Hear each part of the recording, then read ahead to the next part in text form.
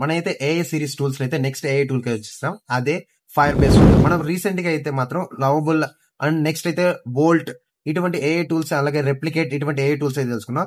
ఇప్పుడైతే మన fire base studio, ఈ ఫైర్ బేస్ స్టూడియో కూడా ఒక ఫుల్ స్టాక్ వెబ్ పేజెస్ ని ఆ వెబ్సైట్ ని బిల్డ్ చేసే మనకు వస్తుంది. ఇది ఫుల్ గా బ్రౌజర్ బేస్డ్ అలాగే ఆండ్రాయిడ్ అప్లికేషన్ బేస్డ్ మీద ఉంటుంది. ఏదైనా కానీ మీరు కావాల్సినటువంటి డేటాని ఇచ్చారంటే ఇది ఆటోమేటిక్ గా వెబ్ పేజెస్ ని అలాగే ప్లస్ ఇది ఆండ్రాయిడ్ మోడ్ లో ఉన్నటువంటి మొబైల్ యాప్స్ కింద కూడా కన్వర్ట్ చేసుకునే దీని ఫ్యూచర్ ఉంటే ఇది ఫంక్షనల్ గా వెబ్ బ్రౌజర్ మీద బిల్డ్ అవుతుంది. నెక్స్ట్ వచ్చేసి ఇదే కోడింగ్ చేస్తుంది, డీబగ్గింగ్ చేస్తుంది, ఇంప్లిమెంటేషన్ అలాగే డిప్లాయ్మెంట్ చేస్తుంది.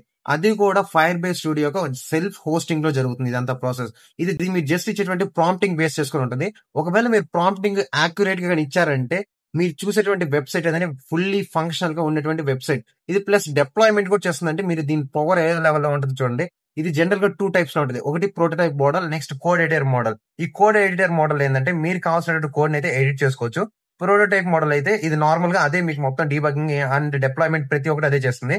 ఈ విధంగా అయితే ఫైర్ బేస్ స్టూడియో అయితే మనం వాడుకోవచ్చు. నెక్స్ట్ ఏఐ టూల్ వచ్చేసి Bolt. For more videos like and share and subscribe. Thank you.